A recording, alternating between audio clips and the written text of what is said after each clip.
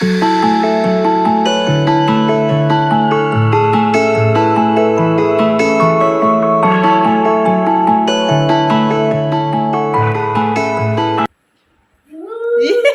क्या बन के आए हो?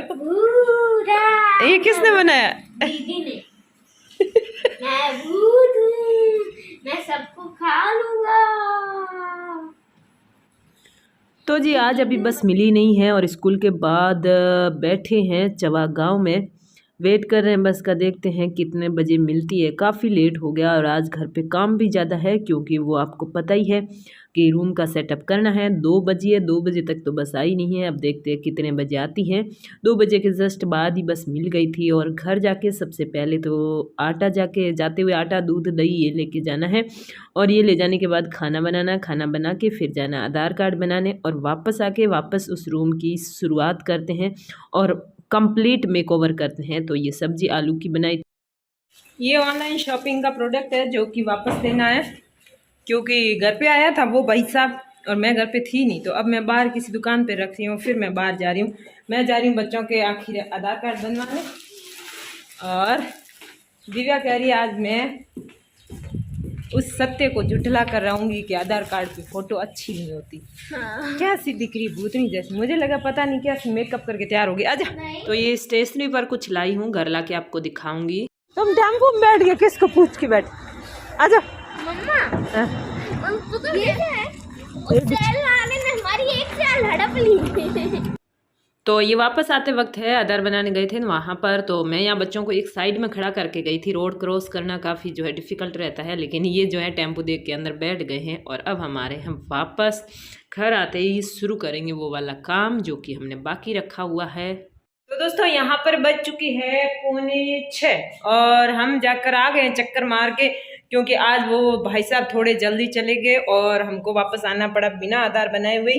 और अब जो है हम वापस शुरू करने वाले इस रूम का मेकओवर। कल बिल्कुल थोड़ा सा किया था और आप लोगों ने कहा था कि इसकी जो स्लैब है ना उसके ऊपर आपको कुछ बिछाना चाहिए था। आपकी बात बिल्कुल सही है और मुझे पता था कि आप ये जरूर कहेंगे क्योंकि आप और मैं एक जैसा सोचते हैं या फिर आप सबके जैसे मैं सोचती हूँ, ऐसा कुछ है। इसलिए तो इसके लिए मैंने ये क्यों किया पता है, क्योंकि काम कल ज्यादा था, कचरा ज्यादा निकाला, फिर जो है कपड़े समेटने में भी देर लगती है, फिर मेरे पास क्या है वो बिछाने का था नहीं, अखबार मेरे को बिछाना था नहीं, तो फिर मैंने सोचा दो ये स्लैब जो है ना ये सही करके आपको एक बार दिखा देते हैं।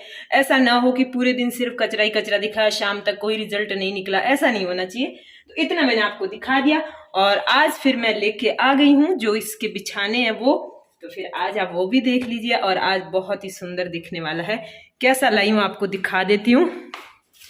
ये वाले हैं, अभी तो मैंने खोले नहीं है, 25 पीसेज हैं और मुझे पता है आप रेट भी पूछेंगे तो 100 रुपीज़ के हैं और काफ़ी मजबूत दिख रहे हैं और साइज में भी बड़े हैं। और जो करवा चौथ पे मैंने ड्रेस पहनी थी उसकी भी प्राइस पूछी जा रही थी, तो उसकी चुंदड़ी की प्राइस 290 रुपये थी और ड्रेस शायद 150 रुपये मीटर थी। टोटल मिला के 990 रुपये लगे थे या टोटल इतने लगे। फिर ड्रेस क्या कपड़ा क्या भाव था पता नहीं। शुरू करते हैं लेकिन चाय पीने के बाद क्योंकि बहुत थक चुके और वहाँ ठेठ पहुँचे उससे पहले वो भाई आधार बनाने वाला चला गया तो थोड़ा दिमाग भी हिल गया अंदर से। ये कह रही थी मैं ये ले लूं थोड़ी देर क्योंकि मेरे फोटो चिपकाने डायरी में। फिर हमेशा चिपकाने ही होते हैं, ले ले।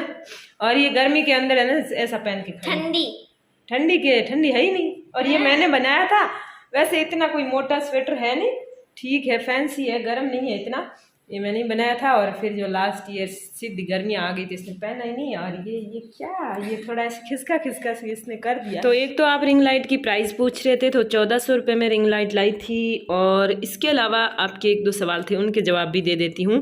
किसी ने कहा था कि जो आप नॉन स्टिक की जो लाए हैं ना क्या कढ़ाई, वो जो है बाद में उस उतर जाएगा कलर और ऐसी हो जाएगी, तो वो ऐसे होता है। मुझे किसी सब्सक्राइबर ने ही सुझाव दिया था कि उसको स्क्रबर से लोहे वाले से नहीं धोना है और इसके अलावा जो है उसमें ध्यान रखना होता है और स्टील का चम्मच भी यूज़ नहीं करना। तो अगर आप नॉन स्टिक की बर्तन यूज़ करते हैं तो उसमें कुछ चीज़ों का ध्यान रखना होता है। जैसे कि मैंने तवा लाया था नॉन स्टिक की, लेकिन मैंने काफ़ी ध्यान रखा था, कभी कभार ब्रश भी लगा दिया होगा, याद नहीं है। और फिर जो है वो आखिरकार किसी ने ख़राब कर दिया। अब वो है जो मैं वापस लोहे वाले उसी तवे पे बना रही हूँ।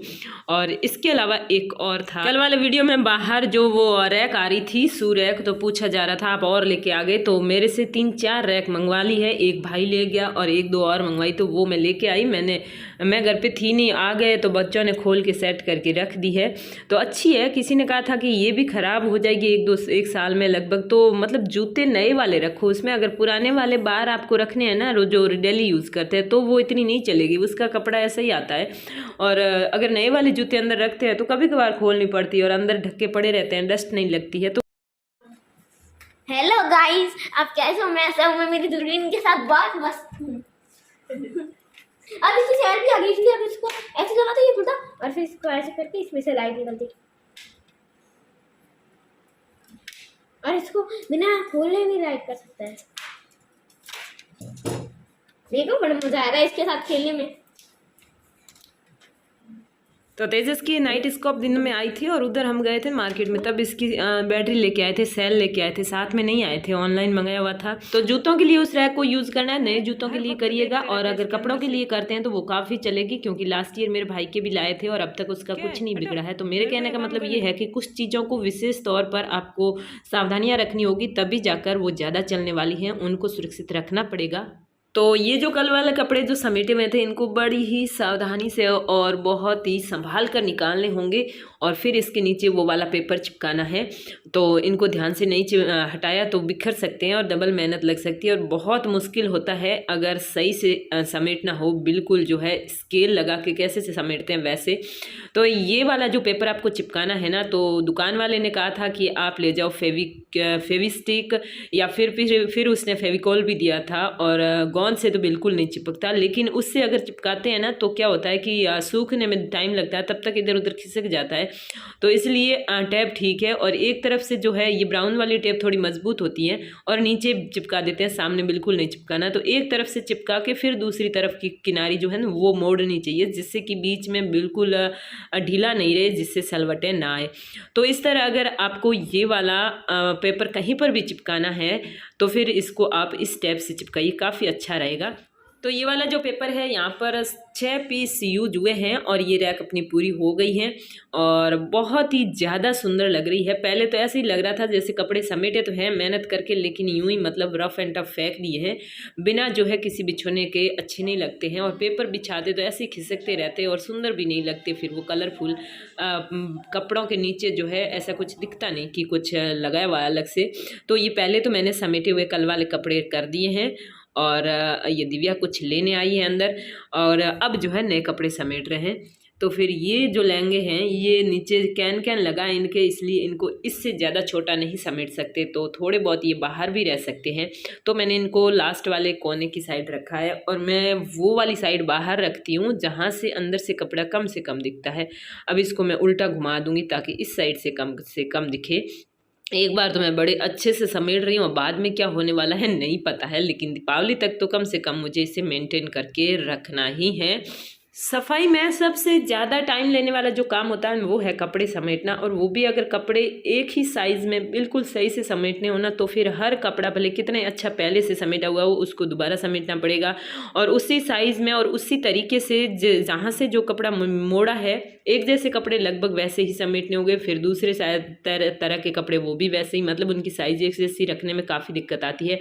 और वैसे मैं अपनी चुनरी लहंगा वाली जो ड्रेस है ना वो अभी यहाँ लेकर नहीं आई हूँ, क्योंकि वो बच्चों की अलमारी के पास जो अलमारी है वहाँ पर जगह पड़ी है और बहुत कम पहनती हूँ, तो वो वहीं ठीक है। थोड़े वो ऐसे हमारे सिले होते हैं 3 पीस वो होते हैं, एक चुनरी होती है, तो वो वाली ड्रेस कुछ इस तरह समेटी जाती है कि बिखरती भी जल्दी है। तो देखती हूँ कब लाती हूँ उसको उधर। और अभी जो मैं कपड़े रख रही हूँ सारे उस हिसाब से रख रही हूँ कि कैसे यूज़ लेते हैं, ज़्यादा यूज़ कौन से आते हैं, इस तरह से। और फिर ये एक साड़ी है जो कि मैंने बनाई थी, इसके ऊपर ये कुछ लगाया था लेस लगा के, लेकिन पहनी नहीं थी ज़्यादा।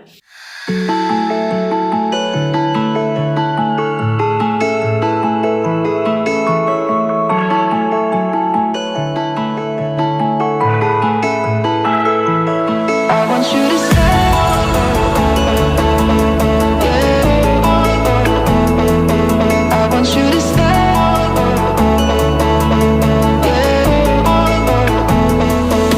want you to stay.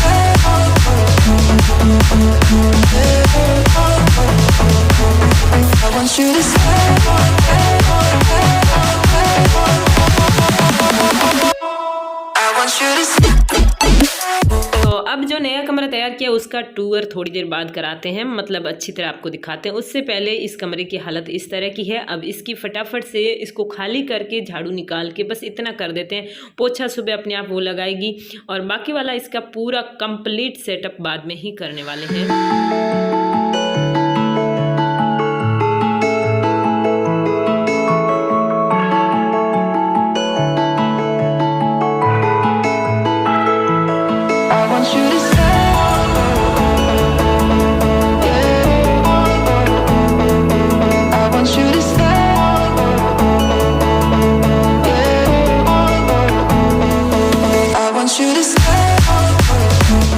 तो ये खाली खाली सा कुछ ऐसा लग रहा है। इसमें एक चेयर और एक टेबल तो ज़रूरी होगी, और इसके अलावा जो अलमारी थी मेरे कपड़ों की वो भी यहीं ही रखी है। और बाकी अभी दीपावली से पहले कुछ और सिलाई भी करनी है, तो ये कमरा एक बार बिखरता रहेगा, एक बार सही होता रहेगा। तो फिर दीपावली के जस्ट नज़दीक ही इसका कुछ चेंजेस करेंगे। और एज स्टूडियो अगर सेटअप करें तो काफ़ी खर्चा आएगा, जिसमें अभी टाइम लगेगा। अभी मैं खर्चा नहीं करना चाहती। चलिए तो फाइनली इस खूबसूरत कमरे को एक बार फिर से आपको दिखा देते हैं। यहाँ पर ज़्यादा कुछ चेंज नहीं हुआ है। टेबल पर बस एक ये जो है फ्लावर पॉट रखा है, बाकी कुछ भी नहीं किया। मैंने रख के ट्राई कर लिया, ये खाली खाली ही अच्छी लगती है। और इसके बाद जो है यहाँ नीचे देखे तो इस पेटी के ऊपर मैंने कुछ ख़रीदारी की हुई सामान है वो रखा है। और इसके बाद इसमें कुछ ऐसे कपड़े हैं नए, बिल्कुल जो ड्रेसें होती है ना हमारी राजस्थानी, वो वाली रखी हुई है। और फिर जस्ट इस बीच वाली गली में जहाँ पर कुछ भी नहीं आ सकता था, वहाँ मैंने रख दिया है ये वाला बैग, ट्रैवल बैग। फिर अगर हम ऊपर देखें तो इससे ऊपर सीधे मैंने शावर में टांग दिए मेरे पर्स। ठीक है, इनको यूज़ नहीं कर रही हूँ तो इनको टांग दिया। फिर आप कपड़े तो वैसे देख लिए हैं, लेकिन एक बार और दिखा देते हैं आपको। ये वो दुपट्टे हैं जो लगभग यूज़ करती हूँ, और ये है सारी लेगिंग। और इसके बाद ये तेजस के कुछ कपड़े मैंने यहाँ रख दिए जो नए हैं। और उधर तेजस जो है इसके साथ बहुत बुरे हाल करता है, इनके साथ अन्याय करता है, इसलिए मैंने यहाँ रख दिए। और ये सारे मेरे जो है नाइटी है, मतलब कुछ टी शर्ट पजामे ऐसे हैं, और कुछ ऐसे हैं जो कि सर्दियों में पहनते हैं ना, जैसे कि टाइट कपड़े हो या फिर इनर वियर वगैरह। तो ये इनर वियर्स है और ऐसे हैं, लगभग वही है सारे हौजरी वाले। और फिर यहाँ पर सलवार सूट आ गए। इसके बाद ये भी सलवार सूट ही आ गए हैं, कुर्ते हैं लगभग तो जो है गोल वाले हैं। और इसके बाद ये आ गए बिल्कुल नए लहंगा सूट। 3 ड्रेसें हैं, 4 ड्रेसें यहाँ पर। इन सबको ढकने की भी व्यवस्था, ये तो कम से कम ढक के ही रखेंगे, बिल्कुल नए हैं अभी तक।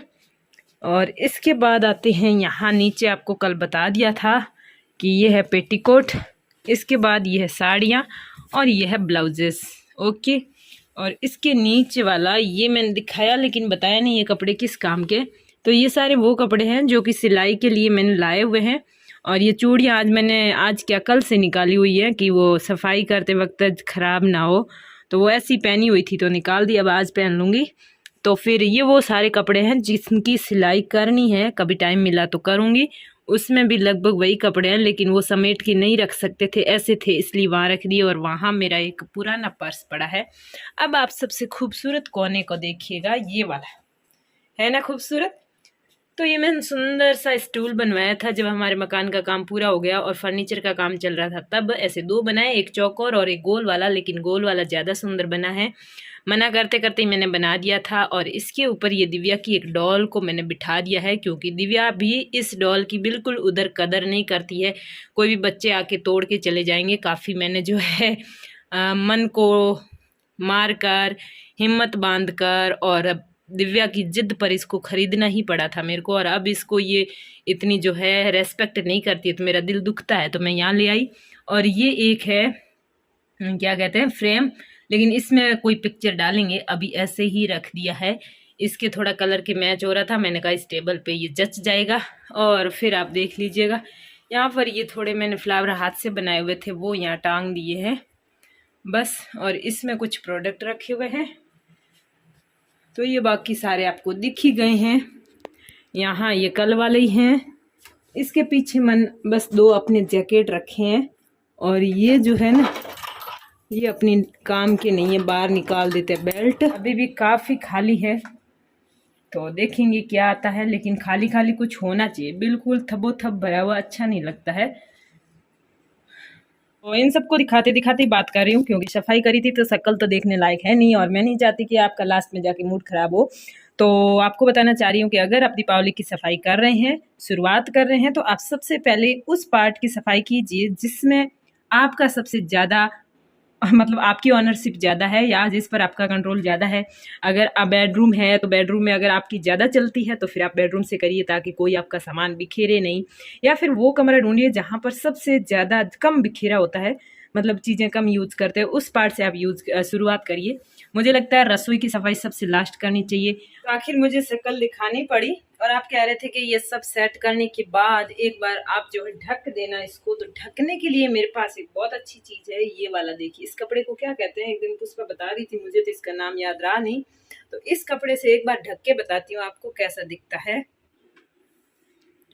तो ये ढक दिया इस कपड़े से, जिससे कि ज़्यादा ढका हुआ नहीं दिख रहा है। अभी तो ऐसे टेम्परेरी ही ढका है, लेकिन अगर ये अच्छा लगा तो फिर इसको जो है परमानेंट करेंगे, लेकिन ऐसे करेंगे इजी तरीके से, ताकि जो है कपड़े लेने में भी दिक्कत ना हो। तो दोस्तों ये था 2 कमरों का, यानी बेडरूम और इस क्लोथ रूम का फाइनल मेकओवर। आपको कैसा लगा है कमेंट करिए, बेस्ट चीज़ कौन सी लगी वो भी बताइए। चैनल सब्सक्राइब कर दीजिए, वीडियो को लाइक कर दीजिएगा। Thank you for watching.